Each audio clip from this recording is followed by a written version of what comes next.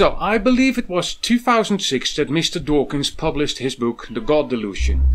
I have never paid too much attention to his writings, simply because I thought the hype would die a fast and silent death. You see, his book isn't what you would call a very sophisticated philosophical book. It is smoothly written, but it lacks a lot, philosophical speaking. Anyway, I was wrong about the dying stuff. Many still love his audacious mantra, with which Dawkins actually starts his second chapter. The God of the Old Testament is arguably the most unpleasant character in all fiction. Jealous and proud of it, a petty, unjust, unforgiving control freak, a vindictive, bloodthirsty ethnic cleanser, a misogynistic, homophobic, racist, infanticidal, genocidal, filicidal, pestilential, megalomaniacal, sadomasochistic, capriciously malevolent bully. I have always wondered what one could answer this foolish but immensely popular statement given by Mr Dawkins in his equally foolish book, The God Delusion. Skeptics, atheists and many unbelievers love this kind of rhetoric. It sounds so challenging, it sounds so bold, it sounds so tough. But in reality it gives away a total misunderstanding of the biblical God. Mr Dawkins might know a thing or two about biology, but theologically speaking, he fails big time. So let's discuss a few of these titles he so boastfully assigned to the God of the Bible. Let's see what we can say about it without going into endless debates.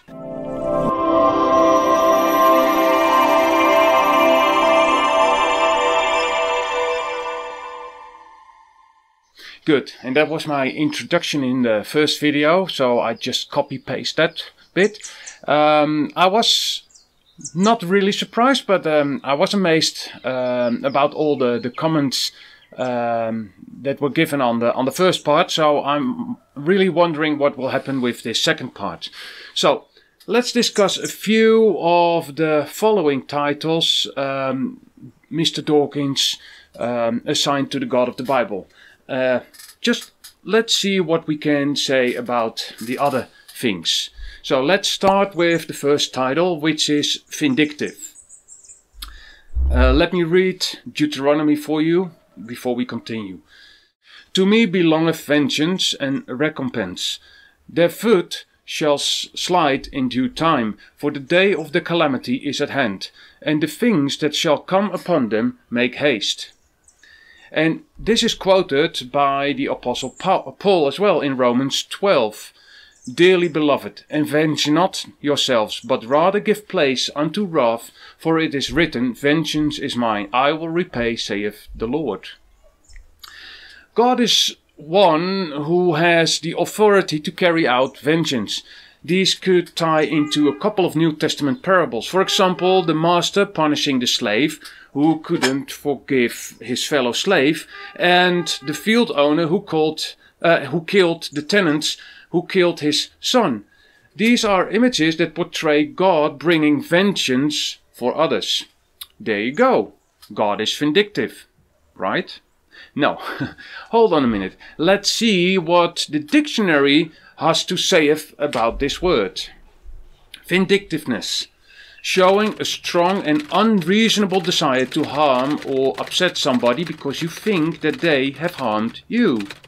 And what does the dictionary says about vengeance? The act of punishing or harming somebody in return for what they have done to you, your family or friends. So actually these are two quite different things, and that is typically what people like to do. They use a word which comes close to the original meaning, but which is not quite the same. Then they continue to debate about that word they themselves just started to use. And that's what we typically call the straw man fallacy. God is by no means vindictive. However, there are examples in the Bible of him talking about vengeance on people who, for example, said that they would do or were doing some good stuff, but in reality they were doing quite the opposite. Anyway, vindictive is just not a word which we can assign to God. And I have spent too much time already on this word, so let's go to the next one. Bloodthirsty ethnic cleanser. Let's start with Deuteronomy again. Deuteronomy 7 verse 1 and 2, and I will cut it up in little pieces because else it will be a little bit too long. The Hittites and the Kirgisites and the Amorites and the Canaanites and the Perizzites and the Hivites and the Jebusites. When the Lord thy God shall deliver them unto thee, or before thee, thou shalt smite them and utterly destroy them. Thou shalt make no covenant with them, nor shew mercy unto them. So I actually already touched on this in a different video, and there I argued that the ancient people used phrases like utterly destroyed to explain that they had achieved absolute victory. Also, I said these commands were restricted to specific locations. These locations were mostly military centers, so they were not your average city populated by innocent civilians. Nevertheless, I am not really dogmatic on that explanation I gave in the other video, because I also recognize that God really meant business.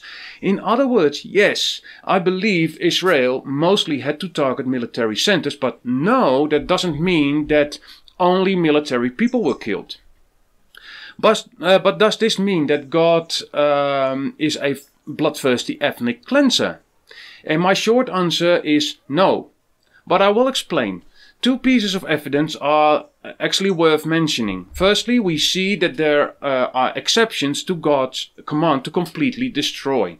You see, for example, Rahab, the Canaanite prostitute, who is spared from the complete destruction of Jericho. Why? Because she puts her trust in the Lord. Then, just only one chapter later, Achan, if that's the way I pronounce it in English, in Dutch it's Achan, Achan, an Israelite, is put to death for taking some stuff from Jericho, something God had forbidden to do. Achan's entire household, and that includes the donkeys, were treated in the same way as God wanted the people in Jericho to be treated. God's cleansing of the promised land was not genocidal.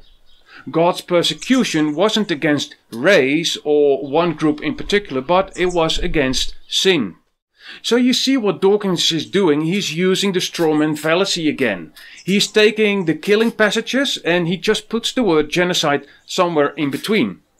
You see, the meaning of genocide is the murder of a large number of people from a particular nation or ethnic group, with the aim of destroying that nation or group. And Deuteronomy 9 explains that God's wrath wasn't aimed at a specific nation or ethnic group. Israel didn't get the promised land because they were such upright, holy people. It says, not for thy righteousness or for the uprightness of thine heart dost thou go to possess their land, but for the wickedness of these nations the Lord thy God doth drive them out before thee. So I'm not saying that the whole killing stuff doesn't disturb me. Actually, we all should be worried about these texts. However, we shouldn't doubt God's character, but we should realize that these episodes show us our own shortcomings towards the Creator. God punishes evil, and the Canaanites were extremely excellent in doing the wrong stuff. Let's move on. Misogynistic. A misogynist is a person who hates or dislikes women or believes that they are not as good as men.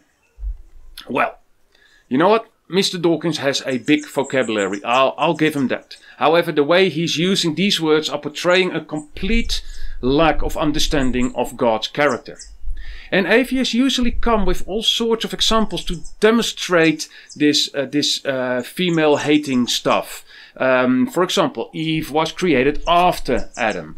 She was created to be his helper. Eve was made from Adam's rib, so obviously she is not as highly regarded. Men throughout history have treated women horrible, such as the story of Lot, who received angels in his house, and an angry mob demanded that Lot surrendered the angels to their lusts. Instead, Lot proposes his own daughters in place of the angels. And by the way, did you know that some churches tell women to be quiet, to have long hair and to wear dresses? You see, all these examples cannot really account for God's thinking, can they? I'm not going to discuss these individual points because I rather look at Jesus and talk about the things he did in public. As a Christian, I believe Jesus is the image of God. We can read this in Colossians 1 verse 15. And as such, Jesus puts forth the attitude God the Father has towards women.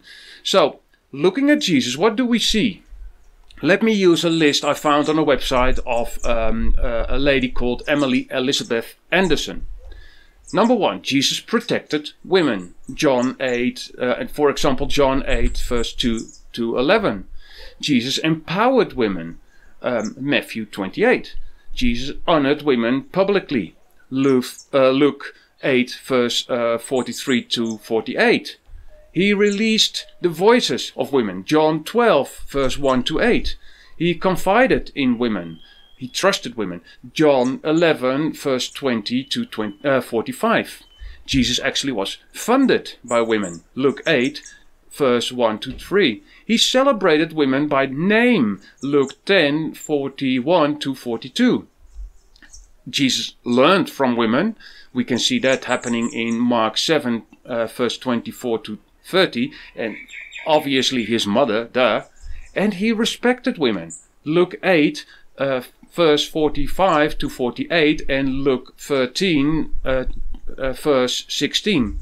And then he also spoke of women as examples to follow. We can see this in John 12 verse 1 to 12. So let me be clear. If a man says he follows Christ but doesn't respect women, he's just an hypocrite. I can't say it any milder than that. We men are warned and ordered to respect women. We can read 1 Peter chapter 3 verse 7.